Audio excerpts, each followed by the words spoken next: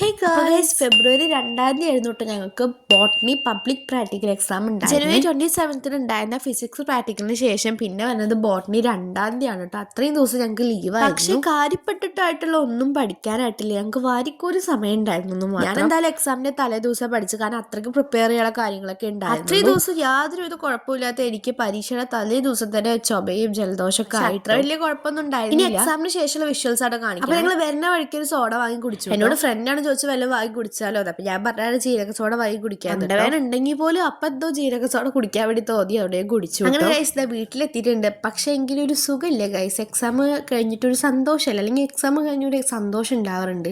ആ സന്തോഷമില്ല എന്താ വയ്യാത്തോണ്ടാ. പിന്നെ എക്സാമിനെ പറ്റി പറയുകയാണെങ്കിൽ അത്ര വലിയ കുഴപ്പമൊന്നും ഉണ്ടാകുന്നില്ല. എല്ലാവരും നന്നായി അറ്റൻഡ് ചെയ്യാൻ വേണ്ടി പറ്റിയിട്ടുണ്ട്. റെക്കോർഡിൽ ആണി വരെ അടിച്ച് തന്നിട്ടുണ്ട്. എല്ലാം സെറ്റായിട്ടുണ്ട് കേട്ടോ. എനിക്ക് ബോട്ടണിയിൽ ഏറ്റവും കൂടുതൽ പേടിയുണ്ടായിരുന്നു സ്ലൈഡ് പ്രിപ്പറേഷൻ ആയിരുന്നു. കാരണം എപ്പോൾ നോക്കിയാലും ഞാൻ സെക്ഷൻ എടുക്കുമ്പോൾ തിക്കായിട്ടാണ് വരിക. പക്ഷെ എന്തോ ഭാഗത്തിന് ഇപ്രാവശ്യം പരീക്ഷയ്ക്ക് മാത്രം തിന്നായിട്ട് കിട്ടി കേട്ടോ. അപ്പോൾ ഇത്രയേ ഉള്ളൂ. ബൈ.